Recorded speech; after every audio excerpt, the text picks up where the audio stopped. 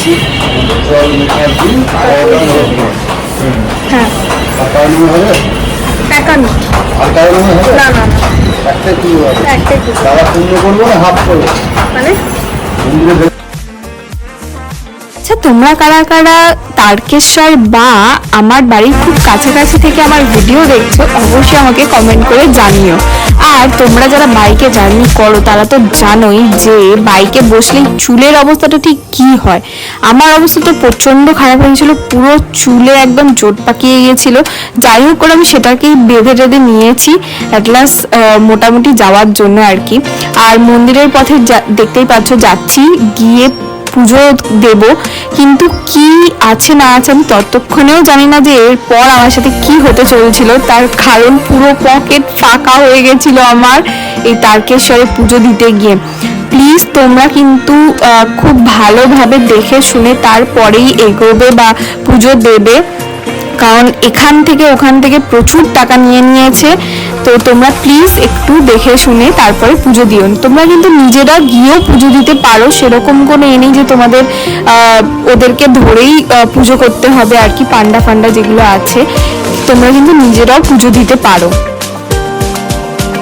ঠাকুরকে জল ঢালার জন্য যে ছোট ছোট ঘটগুলো পাওয়া ছিল সেগুলো 20 টাকা থেকে স্টার্টিং ছিল। 20 টাকা, 100 টাকা, 150 টাকা, 50 টাকা সব ধরনের ঘট ছিল। কিন্তু আমাদের যেহেতু আমরা ওই দাদাটার সাথে গিয়েছিলাম সেজন্য আমাদের বেশি দাম দিয়ে বেশি বড় জায়গা থেকেই নিতে হয়েছিল।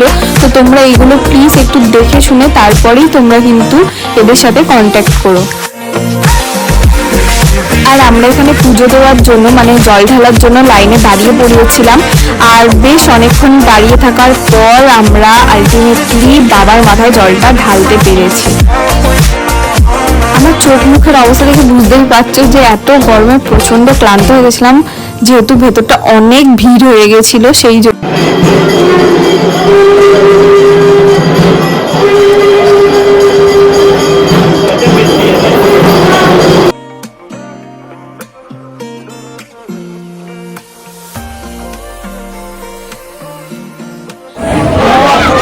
পুজো দেওয়া কমপ্লিট হয়ে গেছে, অবস্থা পুরো বিধ্বস্ত অবস্থা। এবার আমরা ওখান থেকে প্রসাদটা কালেক্ট করবো, আমরা যাবো। তো চলো যাওয়া যাক। মন্দিরের ভিতরে ক্যামেরা এলাও ছিল না, সেই জন্য তো আর ভিডিও করতে পারি। মহাদেবকে কিন্তু 4 বার এখানে আরতি করা হয় বিভিন্ন সাজে সাজিয়ে। তোমরা কিন্তু সকালের দিকে এলে সেটা খুব ভালোভাবে দেখতে পাবে। তাদের সমস্ত ভুল কথা কিন্তু তোমরা একদমই পা দেবে না। ওরা কিন্তু তোমাদেরকে বলবে যে একদম আসল মূর্তি দর্শন করাবে, কিন্তু তোমরা ওটা একদম মন্দিরের সামনে গেলেই এমনিতেই তোমরা দেখতে পাবে। তার জন্য কোনো পান্ডা বা অন্য কিছু কারোরই হেল্পের তোমাদের প্রয়োজন হবে না।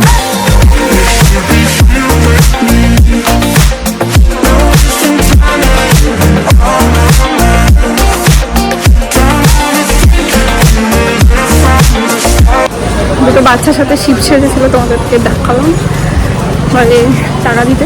এখন কী খাবি, সামনে মিষ্টির দোকান ছিল, মিষ্টি কিনে দিলাম। আমিও বলবো টাকা ফাঁকা দিও না, কেউ যদি এরকম চায় কোনো বাচ্চা খাবার খাইয়ে।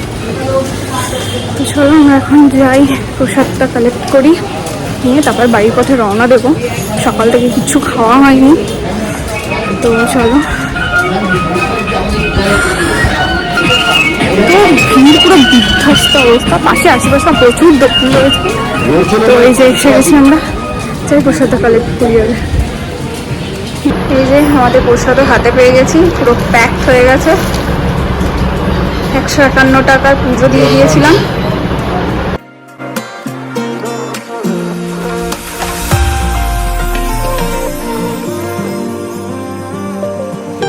আমাদের এখানে পুজো দেওয়া শেষ, আমিও রেডি হয়ে গেছি বাড়ি ফেরার জন্য।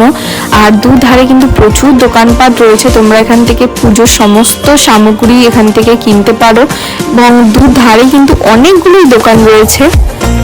আর সবার আগে আমি তোমাদের থেকে সরি চেয়ে নিয়েছি, তার কারণ আমি বুঝতে পারিনি যে এরকমভাবে সাউন্ডের এতটা প্রবলেম হয়ে যাবে। তো প্লিজ একটু অ্যাডজাস্ট করে শুনে নিও। সবার কাছে অনেক অনেক অনেক সরি চাইছি।